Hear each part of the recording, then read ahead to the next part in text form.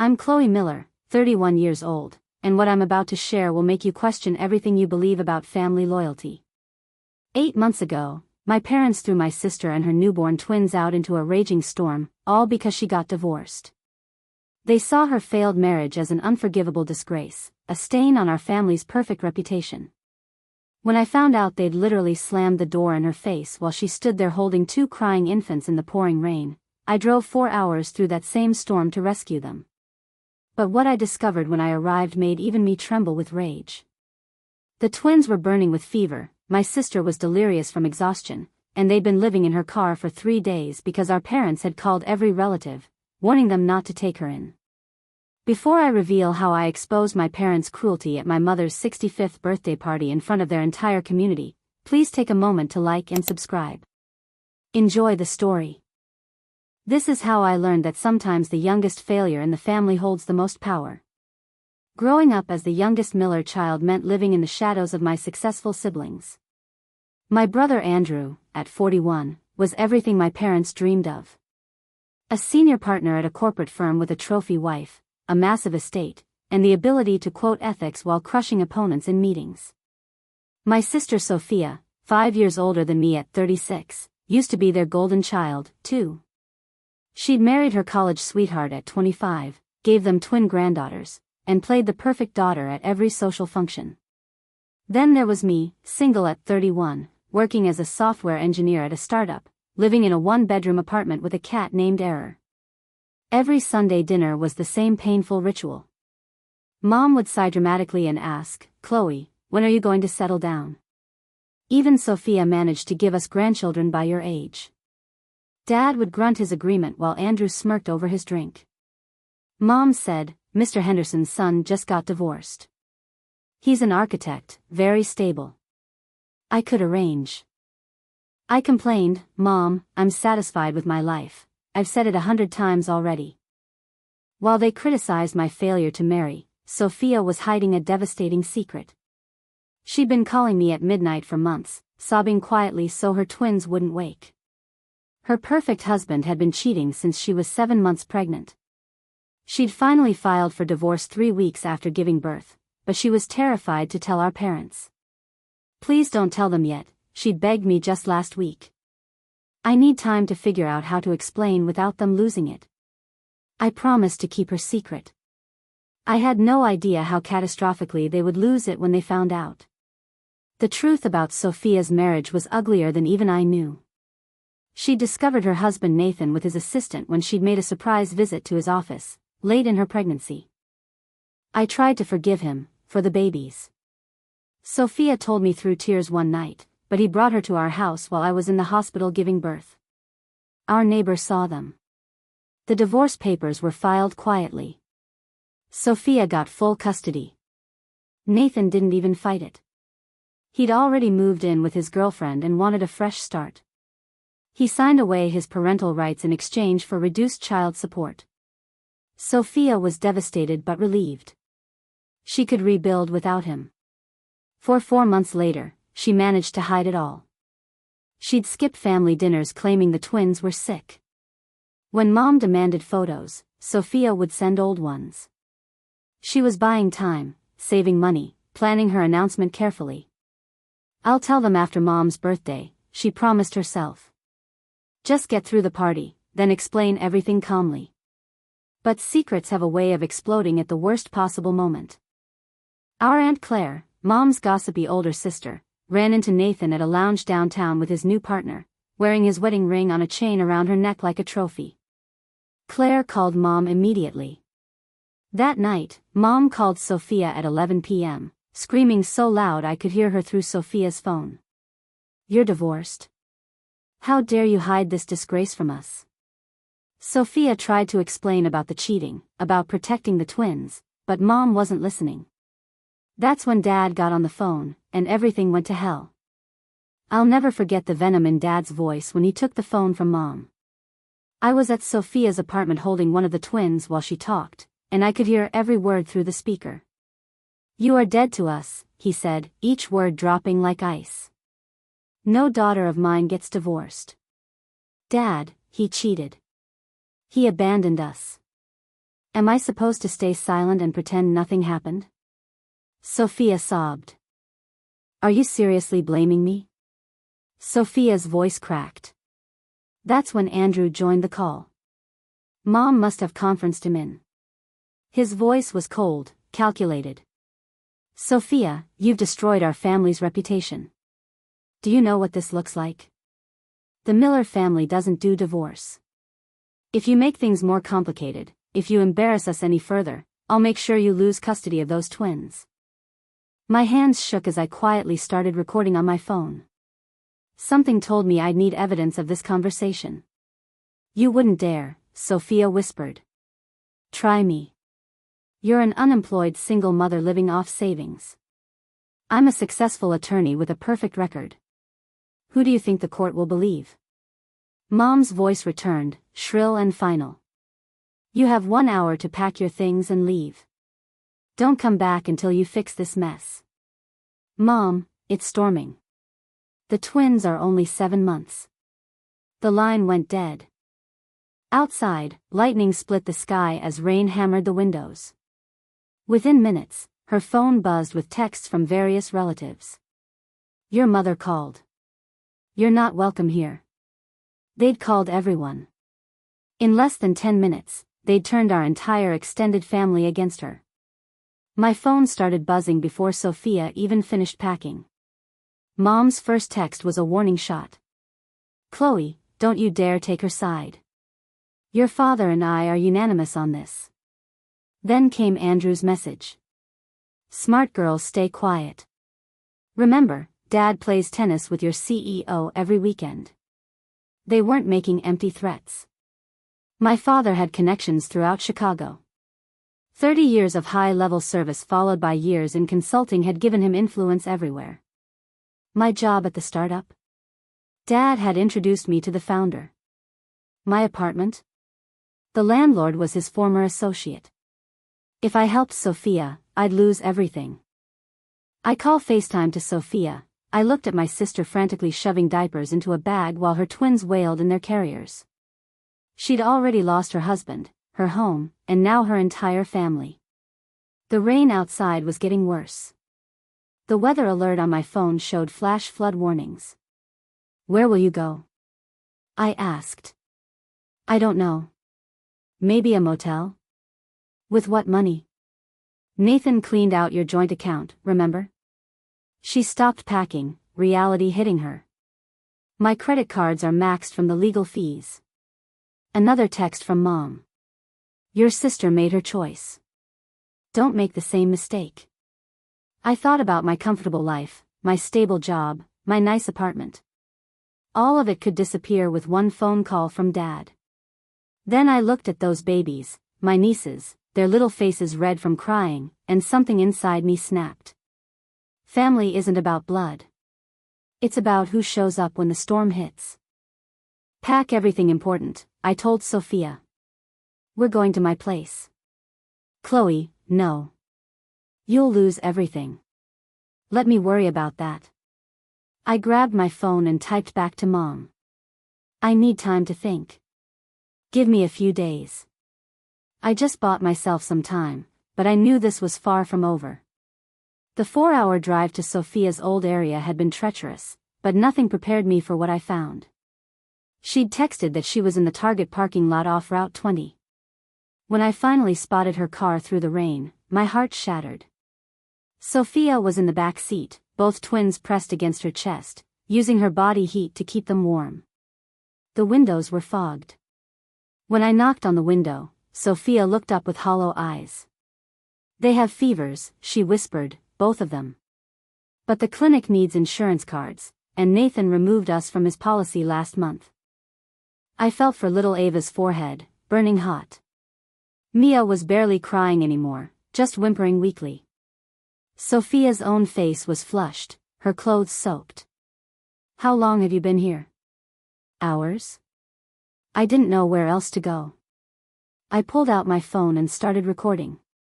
Not Sophia, but the scene, the timestamp, the storm, the parking lot, 2 sick infants abandoned by their grandparents who lived in a luxury estate 15 minutes away.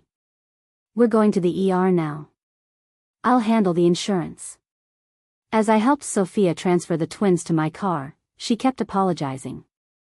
We drove in silence, except for the twins' labored breathing. At every red light, I looked back at them. These innocent babies punished for their mother's sin of escaping an unfaithful marriage. My phone buzzed. Andrew. Mom says you haven't responded. Don't be stupid, Chloe. I turned my phone off completely. The twins were stable after 4 fluids and fever reducers. While Sophia dozed in the hospital chair, I stepped into the hallway to face the 25 missed calls on my phone. I called Mom back. Finally, she snapped. Where are you? The hospital. The twins were severely dehydrated with high fevers. Silence. Then, that's not your concern. Not my concern. They're my nieces. They're the product of a failed marriage. Sophia needs to learn, what? That divorce means letting babies suffer? Dad's voice came on speaker. You're being dramatic. We gave Sophia a choice. Come home if she fixes her marriage or handle things herself. You can't fix a serial cheater, Dad. Watch your tone. You have 48 hours to decide where your loyalty lies. Sophia and those children or your family. Sophia is family. Not anymore. Choose wisely, Chloe. Your brother tells me you're up for senior engineer. Would be a shame if your CEO heard about your poor judgment. Andrew's voice joined in, smooth as silk. It's simple math, Chloe. Help Sophia and lose everything or be smart and keep your life intact. That's blackmail. It's reality. I've already drafted a custody petition. Unemployed, homeless, Sophia won't stand a chance. You're monsters. We're protecting the Miller name, Mom said, something you clearly don't value. 48 hours, Dad repeated. After that, if you're still harboring her, you're out, too. No job, no apartment, no family. Think about that. They hung up. I stood in that sterile hallway and made a decision. But first, I needed help. I scrolled through my contacts and found her. Maya Garcia, my college friend who'd specialized in family law. Maya, I need your help, and bring your recording equipment. Maya arrived at my apartment early the next morning, legal pad in hand. Play me everything, she said. I showed her the recordings, Dad's threats, Andrew's custody intimidation, the video of Sophia in the parking lot. Maya's expression darkened. Your brother's an idiot, she said finally. Threatening custody while admitting to blackmail? That's coercion. Can we stop him? Better. We can destroy him. She pulled out her laptop. Andrew Miller, right? With Vance and Associates? She typed rapidly, then turned the screen toward me. Your perfect brother has a sealed complaint from 3 years ago. Harassment. The firm paid a fortune to make it go away. How did you? I know the clerk who processed it. She kept copies. Your brother cornered an associate at a holiday event. When she reported it, he tried to get her fired. Sound familiar? My stomach turned. The pattern was clear. Andrew used his power to crush anyone who challenged him. There's more, Maya continued. That custody threat? I can file emergency guardianship papers for you today. As their aunt, with proof of abandonment and these threats, you'd get temporary custody immediately. But my job, my apartment, document everything. If they follow through, that's workplace retaliation and housing discrimination. We'll own them in court. My phone buzzed. A text from an unknown number. A neighbor from my parents' street. Saw what happened that night. Have security footage of them turning Sophia away in the storm. Let me know if you need it. Maya smiled. Perfect. Now, when's the next family gathering?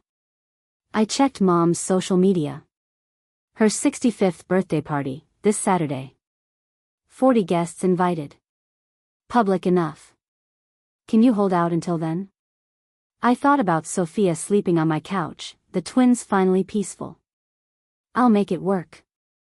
The invitation arrived by courier Wednesday morning, cream cardstock with gold embossing.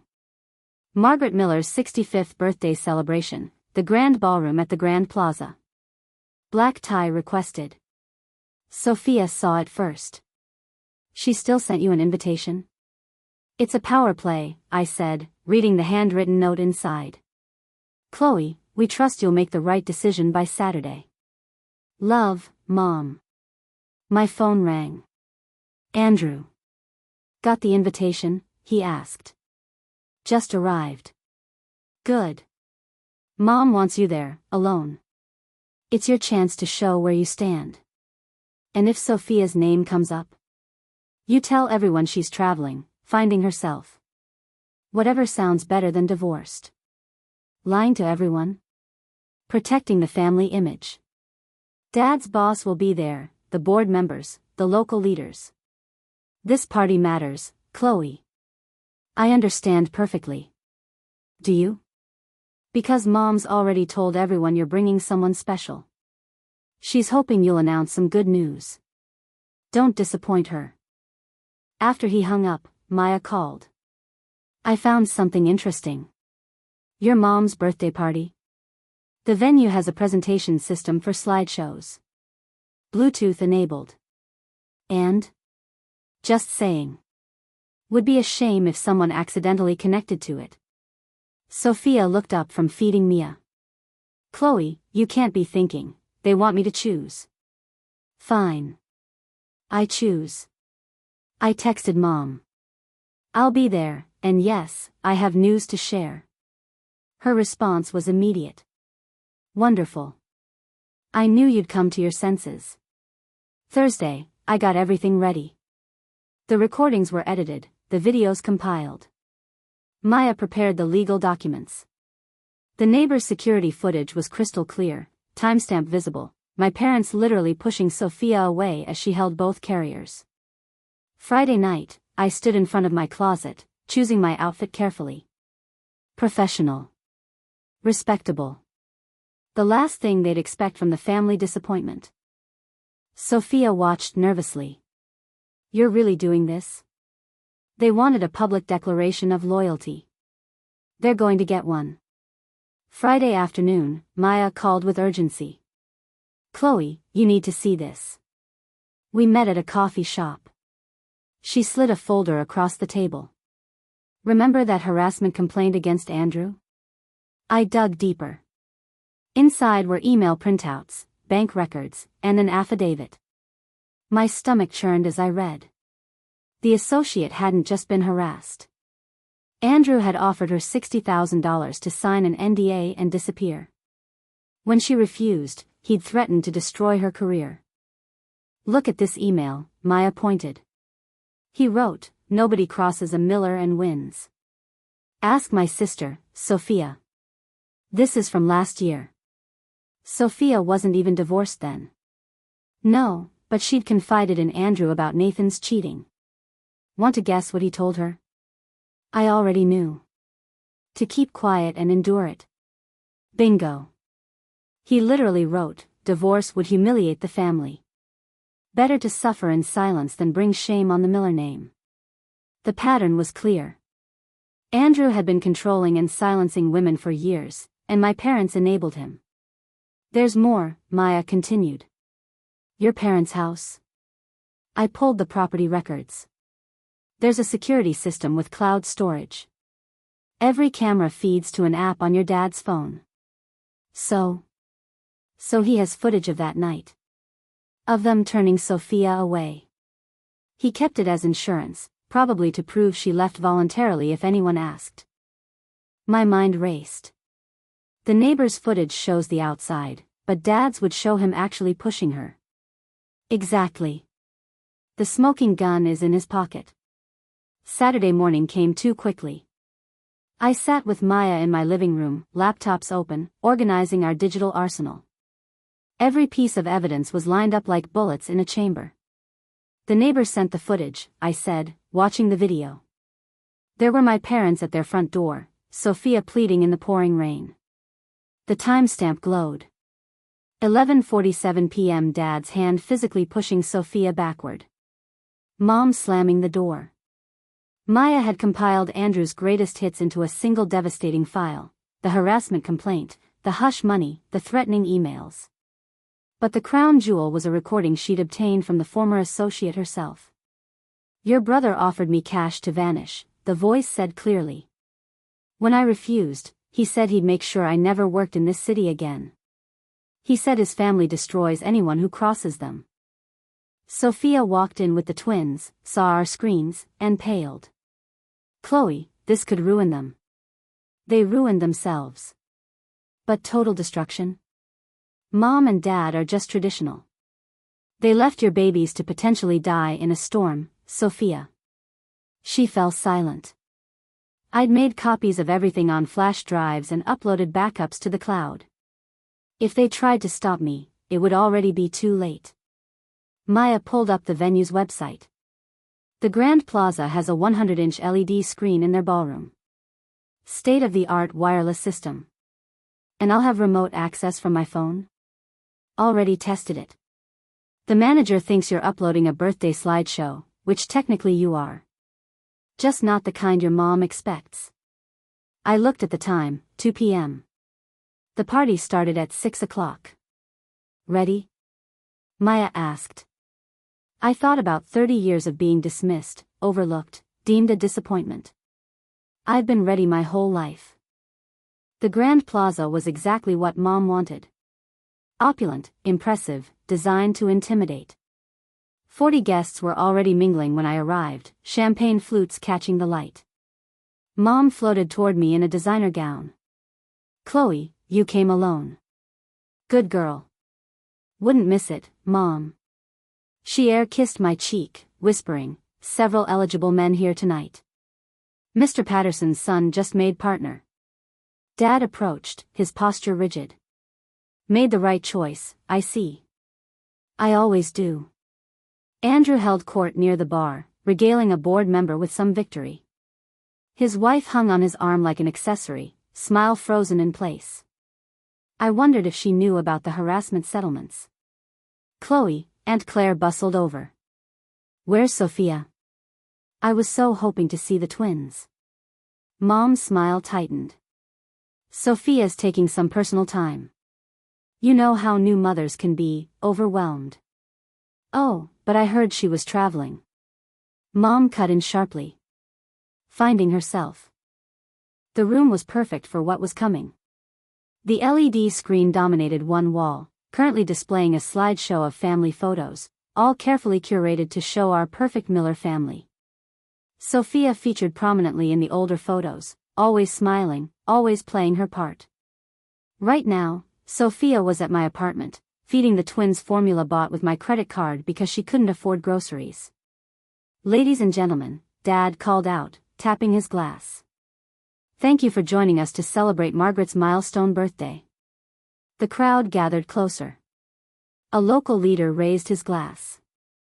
"To the Miller family, a true example of values and family unity." Everyone chorused agreement. I pulled out my phone, checking the connection to the screen. "Ready?" "Before we continue," Dad said, "I believe Chloe has something to share." The room turned toward me expectantly. Mom beamed, clearly anticipating an engagement announcement. "Go ahead, sweetheart. Share your news."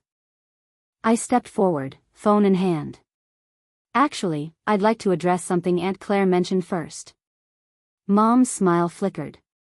"That's not necessary. Where is Sophia?" Aunt Claire pressed. "It's strange she'd miss her mother's 65th. As I said, she's traveling," Mom replied firmly. "Divorced women don't travel," Andrew interjected smoothly. "They hide."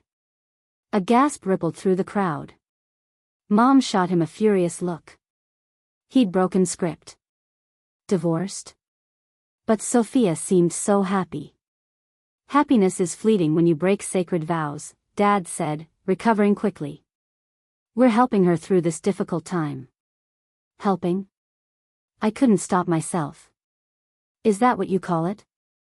"Chloe," Mom warned. No, I'm curious, a guest said, the wife of Dad's associate. How exactly are you helping her? Mom straightened, performing for her audience. We've given her space to reflect on her choices. Sometimes tough love is necessary. Tough love? I repeated. That's an interesting way to describe it. Andrew stepped forward.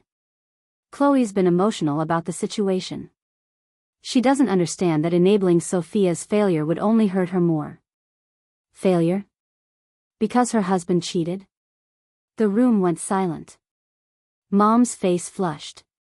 Who told you that? Does it matter? I asked. The question is, why would you punish Sophia for escaping an unfaithful marriage? We don't air family laundry in public, Dad growled. But you'll publicly call her a disgrace? A local leader shifted uncomfortably. Perhaps we should move on to the toast. Actually, I said, holding up my phone. I do have something to share. A family memory from months ago. May I? Mom's eyes narrowed, but with 40 people watching, she couldn't refuse. Of course, dear. I've prepared a short presentation about family values, I announced. Since that seems to be tonight's theme. Mom relaxed slightly, assuming I'd prepared some sentimental slideshow. Dad nodded approvingly. Andrew smirked, probably thinking I was about to humiliate myself with some emotional plea. Before I start, I said, connecting my phone to the system, I want everyone to know that what you're about to see is real, unedited, time-stamped. Chloe, what are you doing?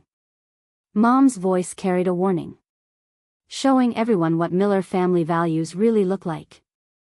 My finger hovered over the play button. Around me, the cream of our city society waited, Dad's boss, Andrew's colleagues, Mom's entire social circle. Andrew started moving toward me. Chloe, don't be stupid. Stupid? Like threatening to take custody of Sophia's twins? Like the $60,000 you offered an associate to disappear? His face went white. His wife's head snapped toward him. What? Who's that? Nobody, Andrew said quickly, but his voice cracked. He lunged for my phone. I stepped back, hitting play. Everyone, please watch the screen. The LED display flickered to life.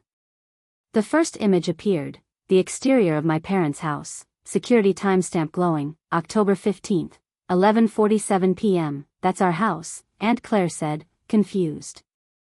The video began to play. The storm was visible, rain lashing against the camera. Then movement.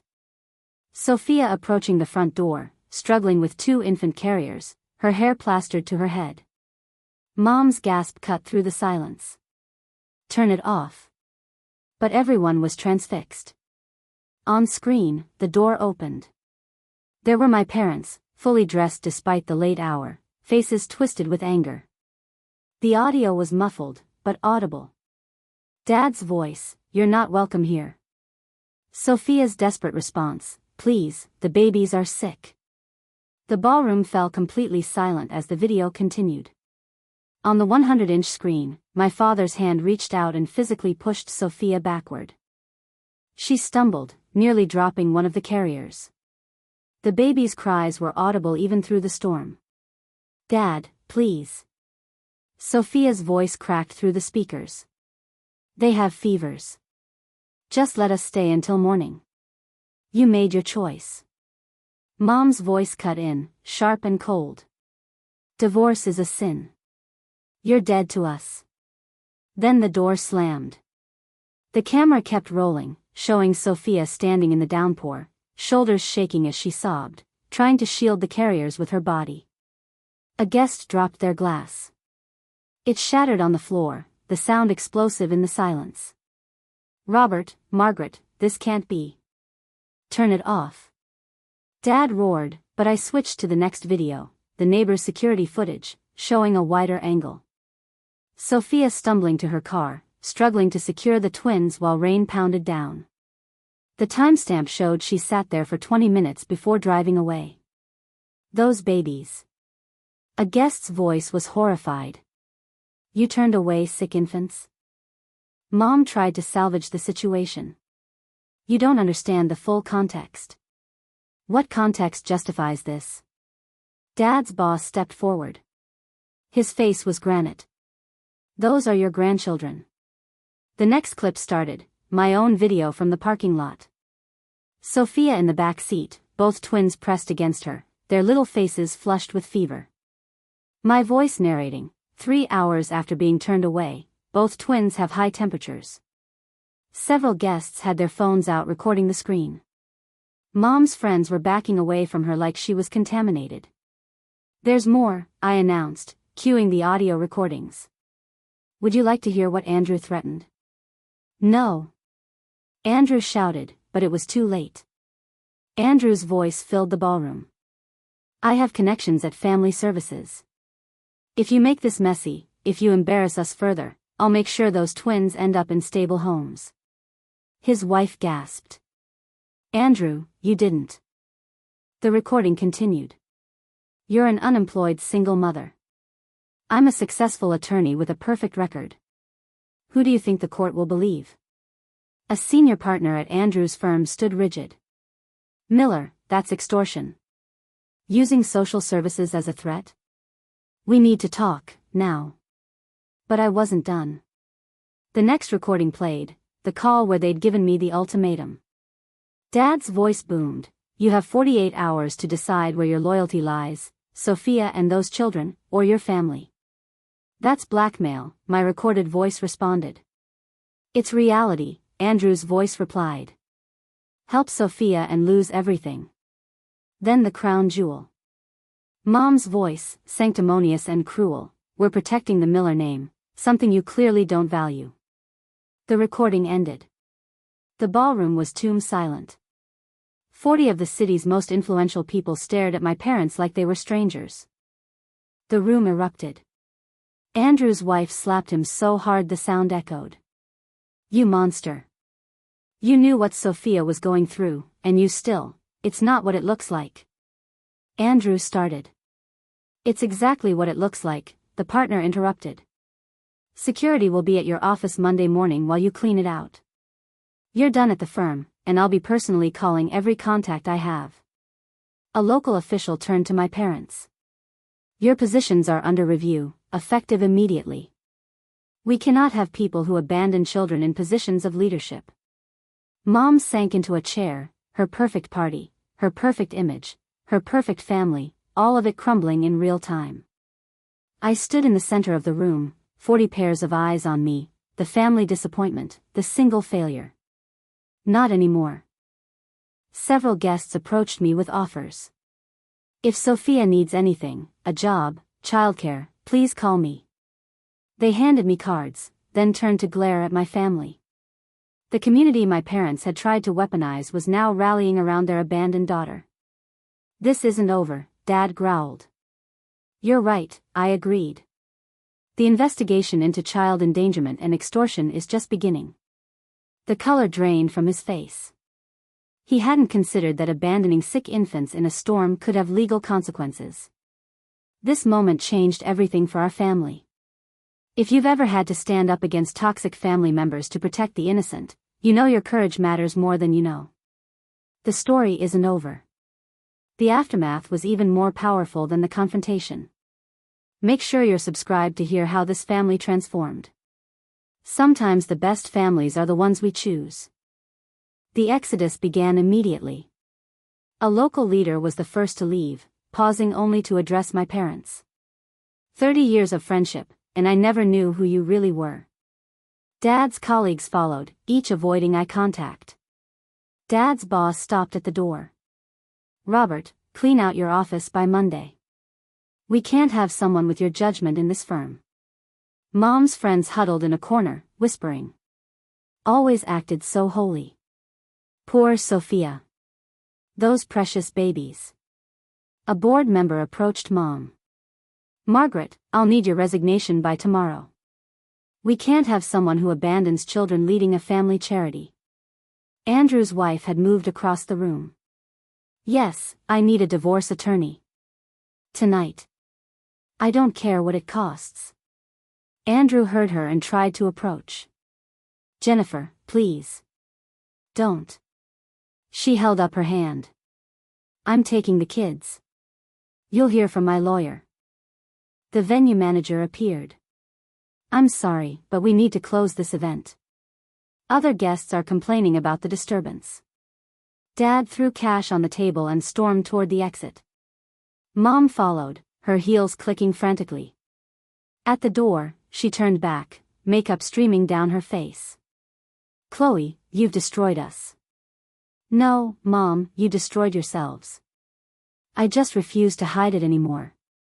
As they left, Aunt Claire touched my arm. "I'm ashamed I listened to them. Can I meet the twins? Make things right with Sophia?" Others echoed her sentiment. In trying to isolate Sophia, my parents had only isolated themselves. The community they'd manipulated was now on Sophia's side. Monday morning came fast. Maya called me early. The restraining order was approved. "Your parents and Andrew cannot come within 500 feet of Sophia or the twins." That was quick. The judge saw the videos. She was not pleased. Sophia was sitting across from me, feeding Mia while Ava slept. For the first time in months, she looked peaceful. "What about custody?" "The court confirmed you have sole custody. And with Chloe as emergency guardian on file, you're protected." My phone buzzed. A text from an unknown number. "This is Dad's old associate. Andrew's office has been cleared. We found more complaints during our investigation. He won't practice again soon. Also, my wife's tech firm is looking for a manager. Is Sophia interested?" I showed Sophia the message. Her eyes filled with tears. "They want to hire me? After everything?" "Not despite everything, because of it. You survived. That takes strength." Another call came in. Maya put it on speaker. "Social services just closed their investigation. They're actually recommending charges against your parents for endangerment. The DA is reviewing." The doorbell rang. It was a courier with an envelope. Inside, a letter from my parents' lawyer. They were offering a settlement, $100,000 to Sophia if we agreed not to pursue charges. Sophia looked at me. "That's a lot of money." "It's hush money," I said, "just like Andrew tried before." Maya took the letter. "I'll respond. We decline their offer and will cooperate fully with any investigation." Sophia nodded slowly. "Good. Some things matter more than money." Back at the party's aftermath, I gathered my things while the remaining guests dispersed. The grand ballroom that had showcased my mother's pride now felt empty. Several people approached me before leaving, offering pediatrician referrals and legal support. The manager discreetly handed me a flash drive. "Security footage of tonight, in case you need it." As I walked toward the exit, Andrew appeared from the shadows. His suit was disheveled. "You have no idea what you've done." "I know exactly what I've done. I'll sue you for defamation." "With what money?" "Jennifer's lawyer will take everything. And good luck finding an attorney who'll represent you after tonight." He grabbed my arm. "You little, security." The manager appeared instantly with 2 guards. "Sir, you need to leave. Now." As they escorted Andrew out, he shouted over his shoulder. I walked to my car with my head high. Through the windows, I could see the empty ballroom, the abandoned cake. Mom's perfect 65th birthday party had become the night the Miller family empire fell. My phone lit up with a text from Sophia. "The twins are asking for their Aunt Chloe. Hurry home." Home. Not my parents' house, not the family I was born into, but the family I chose. 1 month later, the Miller name meant something entirely different. Dad's forced retirement made the news. Andrew's disbarment hit the journals. Mom's removal from charity boards was whispered about. But in my small apartment, life bloomed. Sophia had started her new job, working remotely so she could be with the twins. She'd even received a signing bonus that covered months of expenses. Andrew's wife called today, Sophia told me over dinner. Jennifer. She wanted to apologize for never speaking up when she suspected something was wrong. What did you say? That I understood. It's hard to fight the Miller machine. Was hard. The twins were thriving. No more fevers, no more nights in cars. Ava had started laughing, a beautiful bubbly sound. Mia was crawling everywhere, exploring her safe new world. My phone rang. Maya. Update. Andrew's been arrested. 3 more women came forward after the party. He's looking at actual jail time. And my parents? The DA is pursuing charges. They'll likely get probation and counseling, but the real punishment is social exile. She was right. Mom's social media had been deleted. Dad's club had suggested he resign. Their church had formally removed them. Oh, and Chloe, Maya added, that startup you work for, their CEO called me, said anyone who stands up like you did is exactly who they want. You're getting promoted to senior engineer, huge raise. I looked at Sophia bouncing Mia while Ava giggled. We'd lost the family we were born into, but found something better, a family built on love, not control. 6 weeks after the party, a letter arrived through Mom's attorney. The handwriting was hers. Chloe and Sophia, I read aloud. We've been attending counseling. Our therapist says we need to acknowledge the harm we caused. We're sorry for the pain. We'd like to discuss reconciliation. Sophia took the letter, read it twice. She doesn't even call them by their names, just the twins. The next day, Dad sent his own message. I realize I let pride cloud my judgment. I want to make amends. I'm willing to attend family therapy. What do you think? Sophia asked. I think apologies without change are just manipulation. As if to prove my point, Andrew tried reaching out that same week from jail. You've made your point. The family is destroyed. Happy? Now help me with bail. Blood is blood. Maya laughed when I showed her. He still doesn't get it. He thinks this is about winning, not about protecting Sophia and the babies. We crafted a formal response to all 3. Any future contact must go through legal channels. Reconciliation requires completion of all therapy, written acknowledgement of specific harmful actions, and a demonstrated pattern of change over a year. Mom's attorney called Maya the next day. They want to negotiate the terms.